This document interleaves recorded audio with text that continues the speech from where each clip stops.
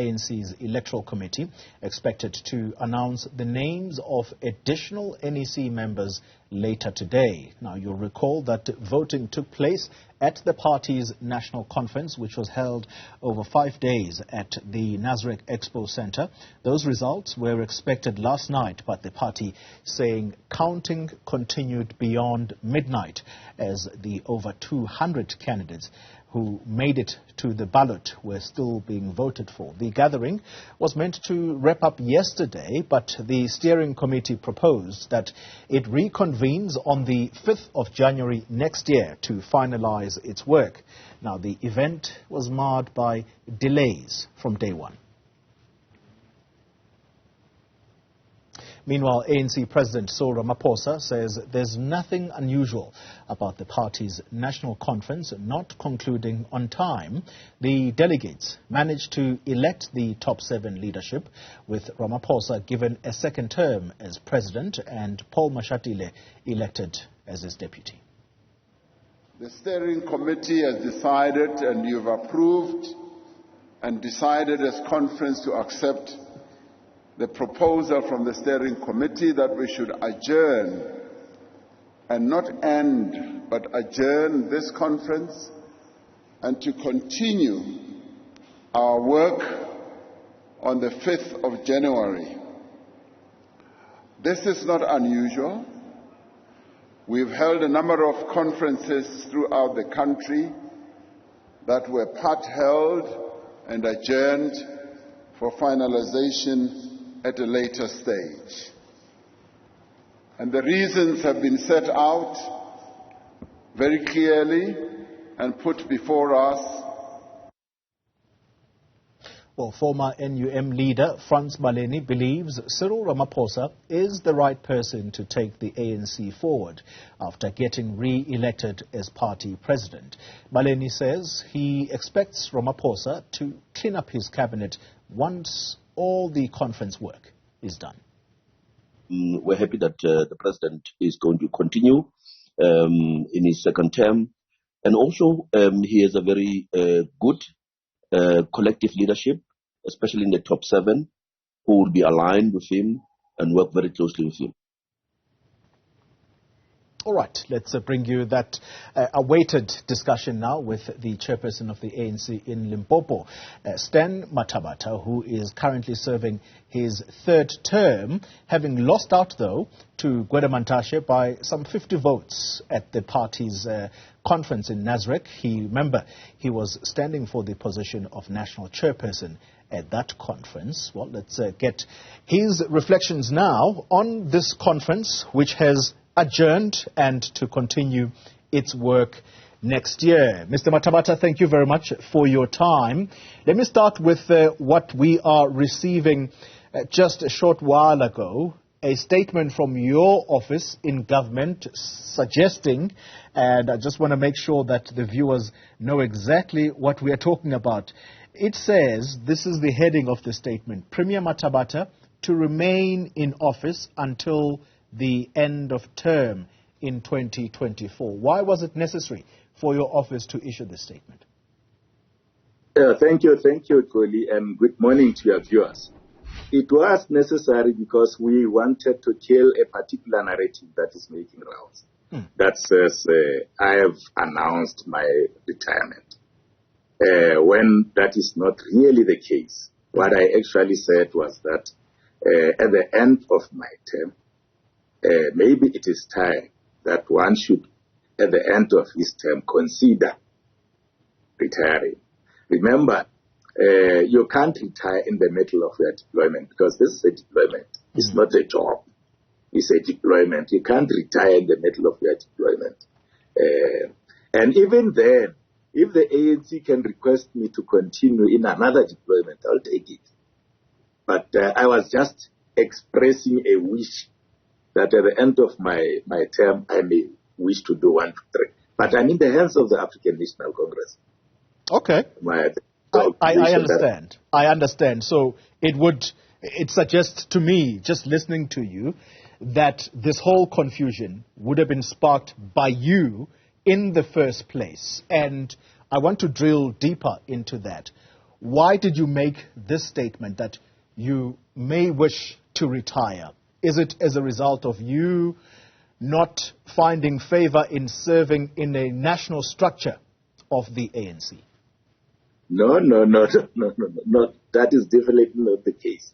Like I said to Tsidi, look, I have long been in politics. Maybe, and it was tongue in cheek really at the end of our interview. Maybe it is time now that one after he has completed his term of office may need to consider retiring. But if really I sparked this time, I confused people in saying this, I would want to apologize for that. Sure. Because really that wasn't the intention. Okay, all right. So you may not necessarily be retiring even if you have those express wishes of wanting to retire. But let's then move to the political realm. Is that where you intend retiring? Retiring from politics? What about it? Is that where you would want to retire? Is that your express wish? I'm thinking about this because in government, you are saying that's a deployment. I would suggest that we cross the bridge when we reach it, when we arrive at it. Because really, currently, I don't think it's something that really needs to make headlines and be newsworthy. The fact of the matter is that I'm not retiring, and it ends there. Yeah. Okay. So let's get into why it is that the leadership of the ANC at provincial level, and I know that it's a question you have sought to answer in the last couple of days, but I'm seeking to move the conversation forward. Okay. What is your immediate task when you start addressing ANC structures in Limpopo, given the clear disagreement, the clear views that were different from the ANC leadership in Limpopo versus what the branches had gone to that conference to do, and that was to them, in their minds, to re-elect President Cyril Ramaphosa? That is not absolutely true. We did not, as the leadership of the province, differ with the wishes of the branches. And I would want to unpack this thing clearly. The branches of the African National Congress in Limpopo gave us 6 names, starting with Comrade Cyril Ramaphosa, Comrade Paul Mashatile, Stan Mathabatha, 6 names that they gave, they showed their preference on. Yes. And when we came here, we came with that mandate of selling the 6 names to conference. And when we arrived, in fact, even prior to that, we then approached all those who had some concurrence with us. Like, for example, people who were saying that they also want Cyril Ramaphosa to lead the ANC. We went to them.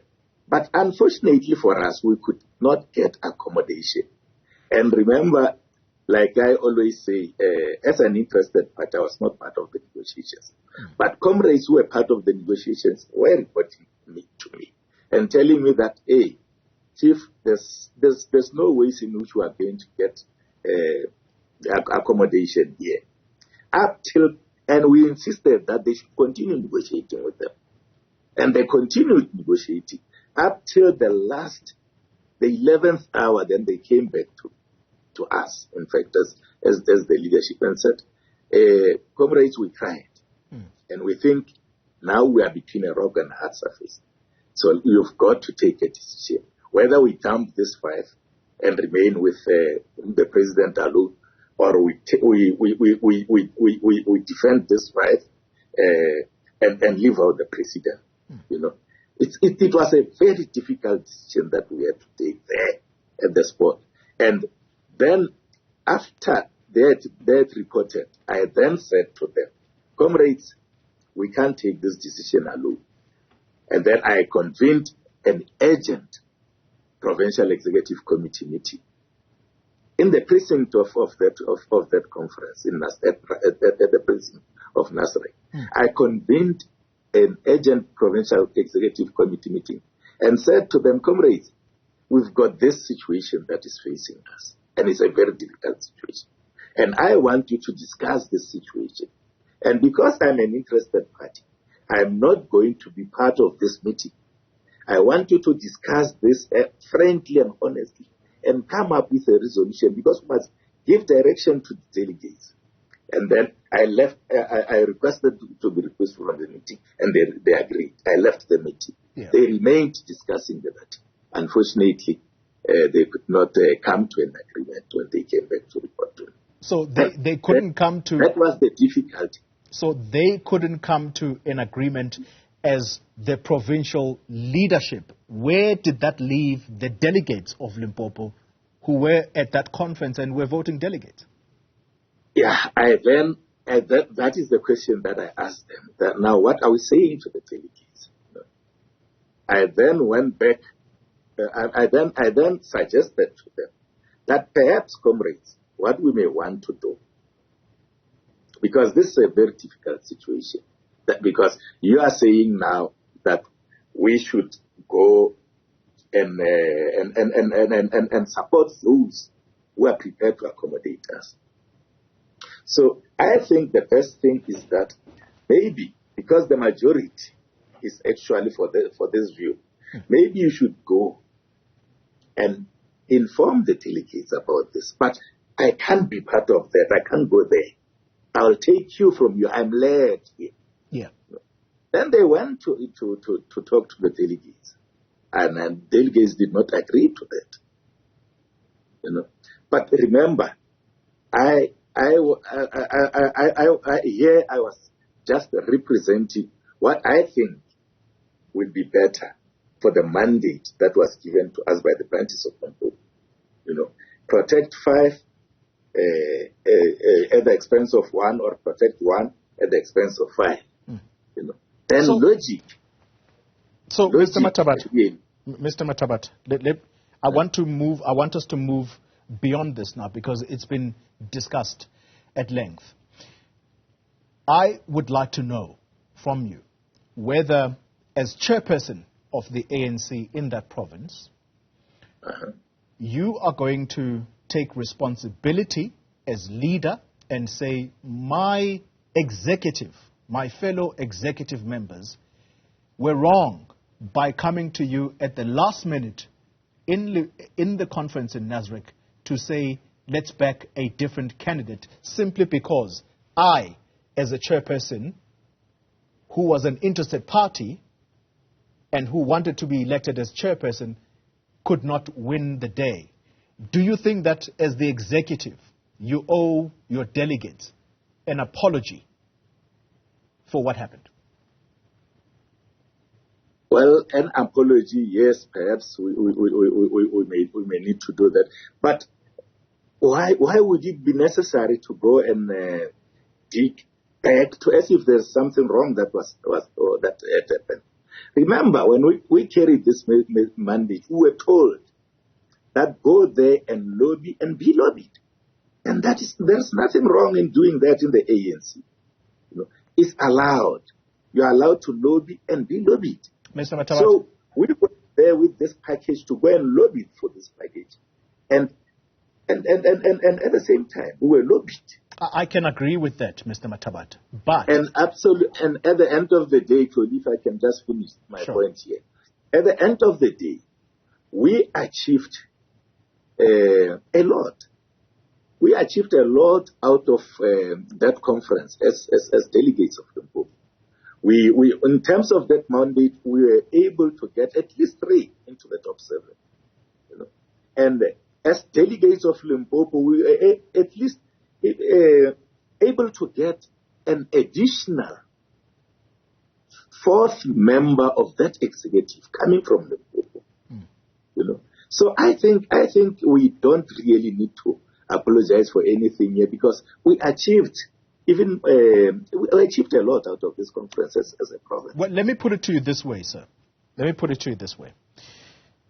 as a province that was the first out of the starting blocks, understand where the genesis of this began. It was on the January 8 celebrations in 2022 in your province, where you stood up and you said, Ramaphosa for a second term. By the way, that statement, the former president, Thabo Mbeki, said, what is that? What are you doing? And now, because the whole thing does not suit your ambitions, your delegates are confused right in the middle of conference to say, back a different candidate, when it was you, your province, that came out of the starting blocks. So I'm saying to you, you owe your delegates an apology. Perhaps you may think otherwise, but I think for sowing that kind of confusion, do you think that you're going to go to that province still a respectable leadership that you were? Let's start from the beginning. Firstly, it has never ever been my ambitions or within my ambitions to become national chairperson of the ANC. I was requested by the branches to contest for that position. It was not my individual ambition to do so. Two, yes, when we announced, it was after the regions, all regions of the African National Congress in the province had taken that decision. And informed by that democratic position, I pronounced at the January 8th rally. And so what right does the PEC have then, Mr. Matabata, to go and move against that? And you're saying, you see right now, what you're saying is absolutely critical, because you're saying this was a mandate that had come from regions, from branches, and you take the first step of actually pronouncing in January. And I'm saying to you, if indeed it is true what you always tell us in the media, that the power in the ANC lies with the branches, not the leadership, what you did is wrong. You still admit you did nothing wrong.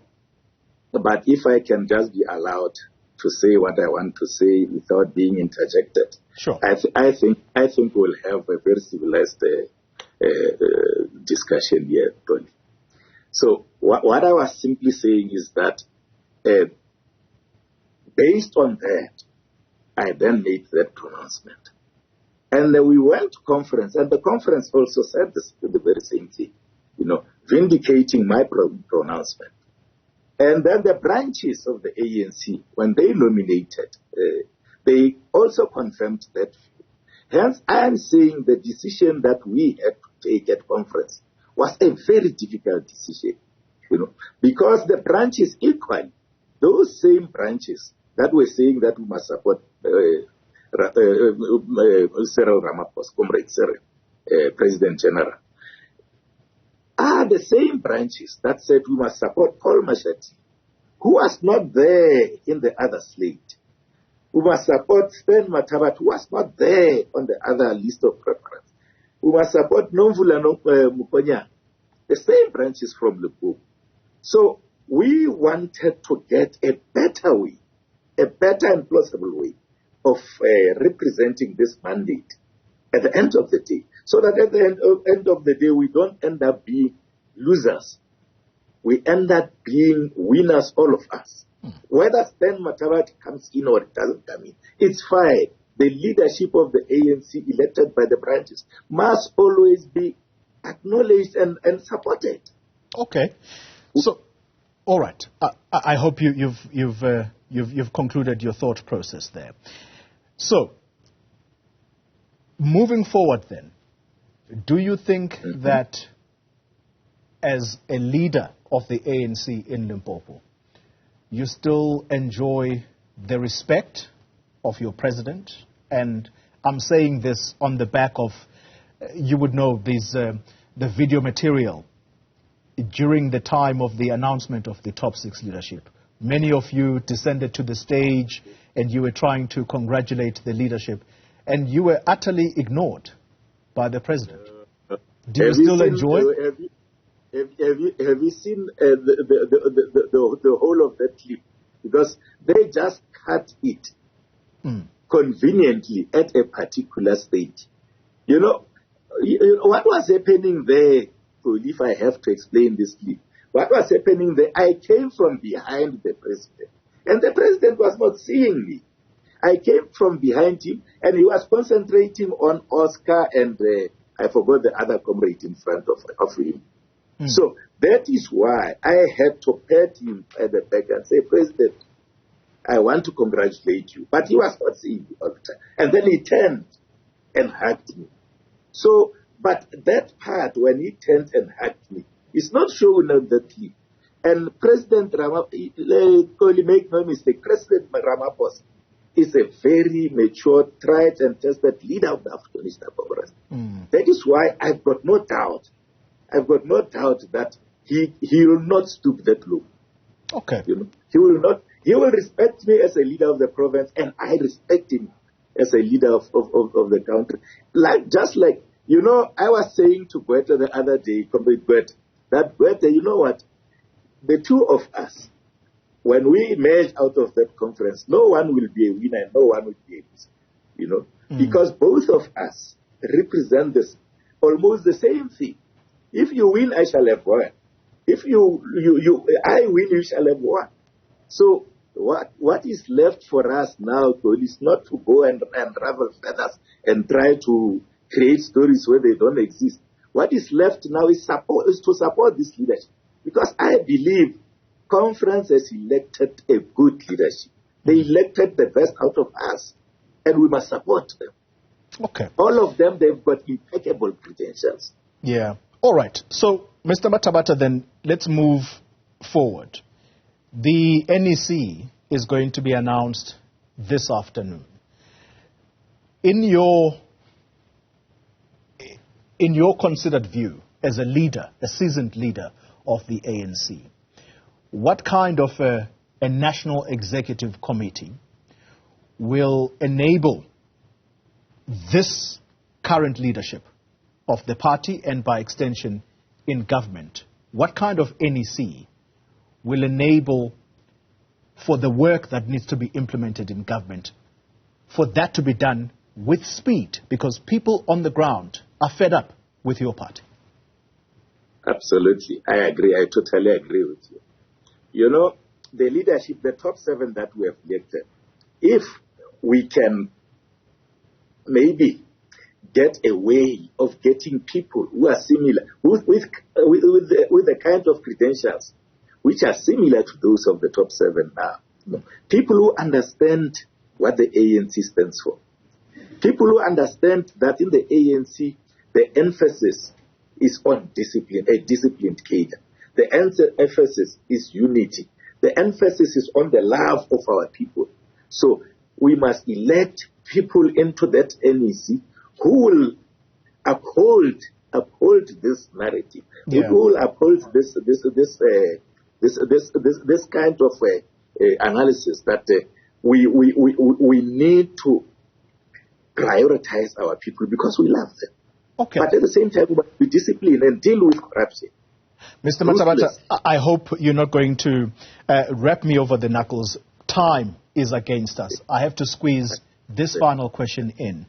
In his closing speech yesterday, President Ramaphosa said, corruption is what is going to take this party out of government. It is what is making this country suffer as a result of corruption and corruption within the ranks of the ANC. If you agree with him, does Florence Radzilane deserve to be in your cabinet in Limpopo after VBS? I wouldn't want to single out Florence Radzilane, but what I would want to say is that people must be given a chance to be tried, either in a court of law or in the disciplinary processes of the African National Congress. And if these people, you know, the ANC, the conference, have made it very clear. In fact, they've consolidated this issue of, they've firmed up the issue of step aside. That if a person is not charged in a court of law. There's no ways in which you can single him or her out and say this person doesn't qualify to be in a particular position. If the branches of the African National Congress decide to nominate and elect that person, what other reason would you use to take him out? Because he's not charged. And the policy of the ANC said is only those who are charged. Hence, many of them who are charged in the province, we requested them, and some we even instructed them to step aside. Well, it is the... But I totally agree with the president that we need to deal with corruption ruthlessly. All right. Well, I guess, Mr. Matabata, it is the electorate of Limpopo that will judge you and your leadership by extension on how well you represent their wishes. Let's end the conversation here. Thank you very much for making the time. You're welcome. You're welcome, Tony. Thank you, sir. All right, that takes us closer to the hour of 11 o'clock when we return. Fresh headlines.